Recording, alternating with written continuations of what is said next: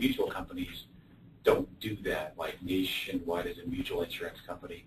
Nationwide keeps the premium, and they kind of use it to offset, their reserves and buffer, to the future. Pure will literally cut you a check at,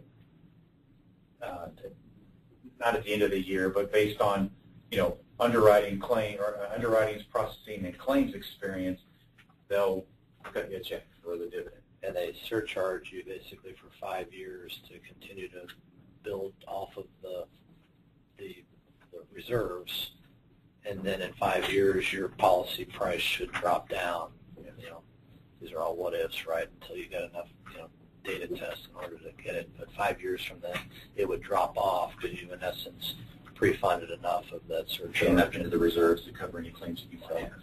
Business owners, entrepreneurs really tried to jive a little bit more with it than normal. Really high-end homes, it's a great deal. Yes. Pricing is incredible relative to the... But it's exclusive and hard to get in. Yeah. Is what I've been told. That's what Dan's told me, is they take the best of the best. You got to have high insurance scores, you got to have good credit rating, you got to have a big enough, property value so that justifies the premium for all the advanced underwriting they're going to do. If you got an over $2 million house, you should look at them, or having the agent broker you're dealing with work with them. I think that's important.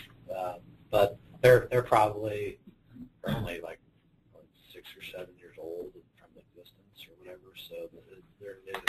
And again, they haven't been tested. That's why I told them when he came in. I was like, well, I knock on wood, I never wanted a disaster to happen, but your business model is going to be proven out if you can get through a disaster and everything works out. You don't have to increase the reserves.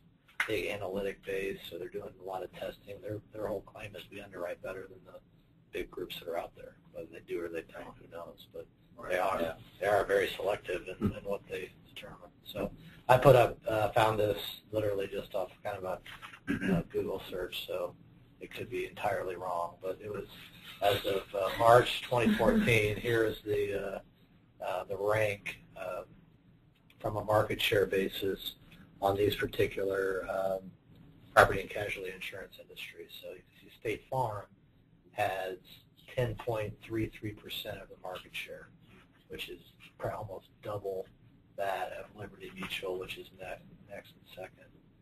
Allstate is third. Berkshire Hathaway, which I believe is Fireman's Fund, correct? From where is that how they label here? Fireman's Fund, Berkshire? Yeah, I don't know. I believe they are. So, I don't know. Travelers, as you see up there, Farmers, that Chris mentioned earlier, Nationwide, Allstate, State Farm, I'd say are all somewhat synonymous. There's AIG, Progressive. And the state goes under Liberty Mutual, or this is just P&C in general? This is P&C. P&C premiums. And it would be their Geico piece. I think it should be in Berkshire. That's got to be their biggest piece. I think Fireman's Fund is too owned by Berkshire. I can't remember. I know Safeco's in the Liberty Mutual because that's a Liberty Mutual company. Okay.